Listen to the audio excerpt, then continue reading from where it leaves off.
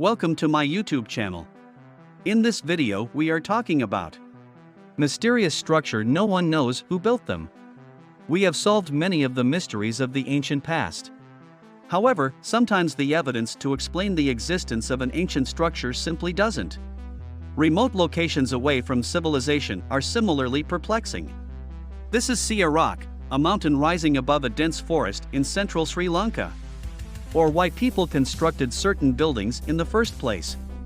How a so-called primitive society with limited technology managed to construct something that would challenge even modern methods can leave experts scratching their heads. Mysterious structure no one knows who built them. Yona Guni Monument. These ancient ruins cover an area spanning almost 1,000 feet by about 500 feet. It's an epic underwater series of precise geometric terraces with broad, flat, horizontal surfaces and sheer vertical stone risers, and it's known as the Yona Guni Monument. But it's more famously known as the Japanese Atlantis Yona. Goni is composed of sandstone and mudstone that dates back 20 million years. These submerged stone structures lying just below the waters off an island in Japan are actually the ruins of an ancient city sunk by an earthquake about 2,000 years ago. They're the ruins of a castle, a triumphal arch, 5 temples, and at least one large stadium, all of which are connected by stone roads and channels. Experts were convinced that the site was carved thousands of years ago when the landmass was above water.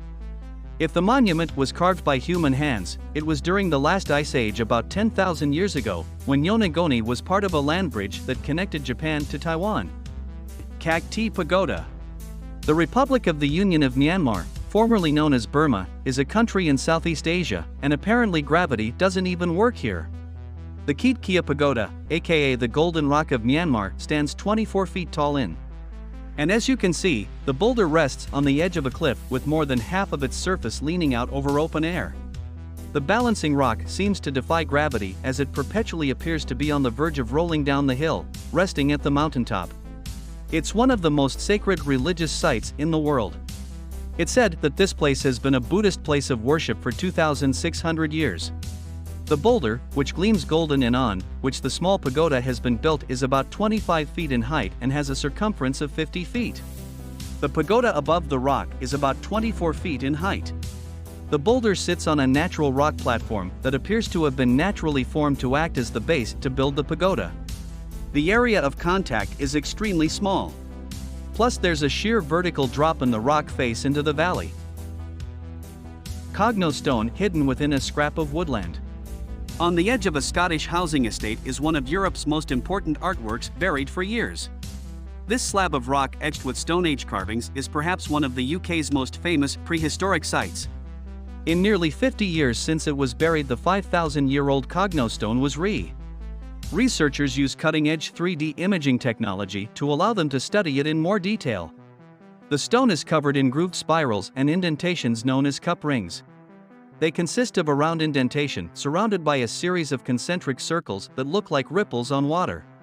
Some of the carvings have been found on boulders and outcrops overlooking major colossal heads. The largest of these colossal heads stands about 10 feet tall and weighs an estimated 40. Obviously, the creation of these heads was a significant undertaking. The boulders and blocks used to carve the heads were located as much as 50 miles away from where they stand now. 17 Alma colossal heads have been found. Some traces of plaster and pigments on one of the heads indicate that they may have once been painted.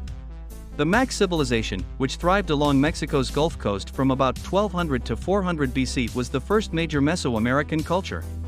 They were extremely talented artists, and their most lasting artistic contribution, it was without a doubt the enormous sculpted heads they created, and they still exist today for the world to enjoy. Archaeologists suggest that creators used a laborious process of slowly moving the stone. A combination of raw manpower and rafts on rivers. Once the stones reached the destination, they were carved using only crude tools such as stone hammers. They didn't have metal tools, which makes the sculptures all the more remarkable. Originally thought to depict gods. Most archaeologists now say they're likenesses of long-dead rulers during this ancient civilization's reign number. Say what taste stone, this map called the SA, what taste stone is on the upper surface of what appears to be the bottom half of a huge boulder. And while the creators of this relic remain a mystery, the monolith provides archaeologists with insight into the culture of a pre-Columbian population. The site is regarded as a center of religious worship for the Inca people in Peru, and the main attraction is this big granite block ornamented with complex and mysterious figures resembling a three-dimensional map of an ancient city dating to the period of the Inca Empire, which flourished between the 15th and 16th centuries compared to other sites. Little has been left from the time of the Inca here. While the precise meaning of this stone remains unsolved, the monolith helps archaeologists piece together how and why they lived this way. The rock is carved with more than 200 figures of geometric and zoomorphic shapes, mostly felines, frogs, and snakes. And the map is complete with terraces, ponds, rivers, tunnels and irrigation channels, and that's why archaeologists have determined that this site was for rituals and ceremonies located on the top of a terrorist hill. Largest man-made block. Check out the largest known stone block ever carved by human hands during the period of Roman. This place was known as the City of the Sun and housed one of the largest and granted sanctuaries in the empire. The gigantic blocks were used in the foundations of the temples. However, this limestone quarry houses two massive building blocks that never made it to the temple. One weighing about 1,240 tons. And the other weight is about 1,000 tons. There's a bigger block. It measures 64 feet by 19.6 feet by 18 feet, and weighs an estimated 1,650 tons. Tests conducted by archaeologists at this ancient stone quarry in Lebanon revealed the size and weight of the enormous monolith.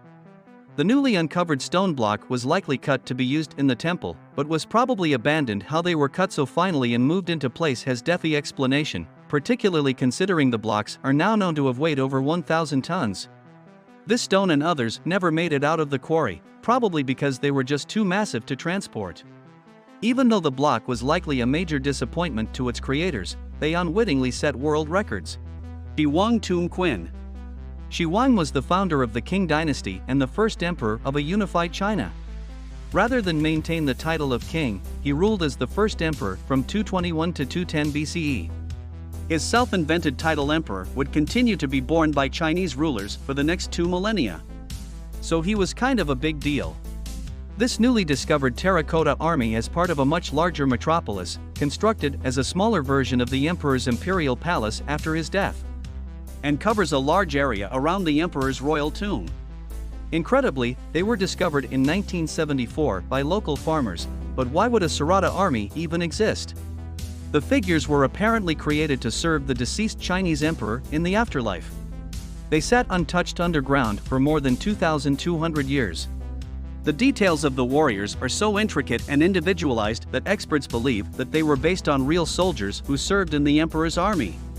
The 3 pits they discovered contained an estimated 8,000 life-size figures. Thank you for watching our video. We hope you enjoyed it and found it informative. For more videos like this, be sure to subscribe to our channel and hit the bell icon to be notified whenever we post a new video. We cover a wide range of topics, so there's sure to be something of interest for everyone. Thanks again for watching, and we hope to see you back here soon.